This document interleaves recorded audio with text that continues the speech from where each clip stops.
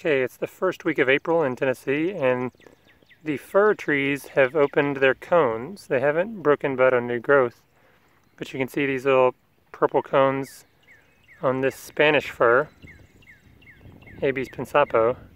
This is the fastejada variety. And so far I've been really impressed with the firs. They're somewhat delayed in breaking bud, which means they're not going to be as susceptible to an early frost. I guess because they go through this cone stage first, which is good, because who cares if a cone gets destroyed. So let me show you the other firs, but in general I'll say firs do good in Tennessee with regards to not being caught by an early frost. Korean fir here, and the buds look really full, like they could break bud at any moment. First week of April once again, but late enough to miss that late March frost. So that's pretty good on Korean fir. Okay, this is a Japanese fir, abies firma. This is the ultimate Tennessee fir. If you're going to get one, try to find one of these, but they are very hard to find. It's already breaking bud, but it did so after the frost, so no damage taken. However, you can see last year it did have some frost death. Like I said, last year was a worse frost. I said that in another video, I guess. 2020 had a really late frost that damaged a lot of evergreens. This 2021 late frost wasn't as bad. So obviously it's susceptible to that, as evidenced by last year's dead growth here, but this year it dodged the bullet. Just barely, it seems. But everything else looking really good. Abies firma, Japanese fir. Great choice for Tennessee if you can find it. Here's a Nordmann fir. Abies nordmanniana. Has not broken bud. It does have a lot of the pollen cones here. So that's good once again, because it kind of goes through that stage before it breaks bud. Kind of like a time delay on breaking bud, which is fantastic in my opinion.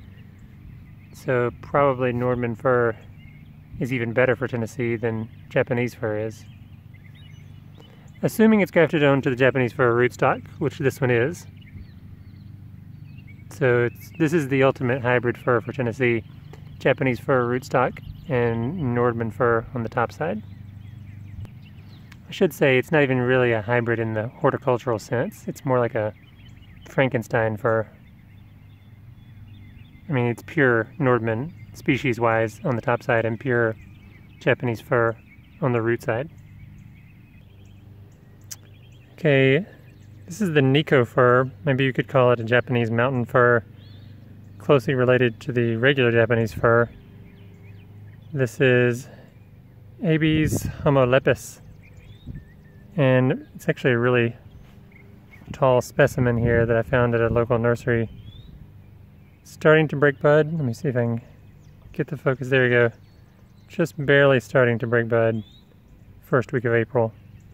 And it made it through the winter really well. So I've heard rumors that there are larger specimens of this species growing in Middle Tennessee on the internet. I've never seen them in person, but I have high hopes for it. But in terms of frost susceptibility, it seems to have it timing just about right.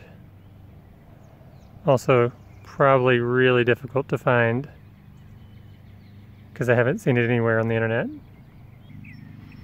And the biggest failure in terms of fir has been the Chinese fir, because pretty much all of them started to break bud before the frost.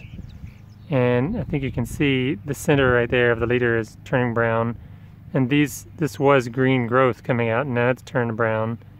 And inside the pollen cones, it's supposed to grow more, but that's turned brown. So look at this, brown on the tip, brown. We'll see what it does. Maybe it'll regrow. Supposedly this species is really good at regenerating itself. Also had a bunch of little buds the bottom. See all this? This was green before the frost. Now it's totally brown, which I don't care about that. Well, here's a green one over here on the side. Look at that. this is what it does. It's known for this, as I mentioned in other videos. It's known for sprouting from the base, getting a bunch of suckers, sending off 1,000,000 liters in every direction. And I just have to keep it trimmed back because I really want it to focus all of its energy on vertical growth on a single leader.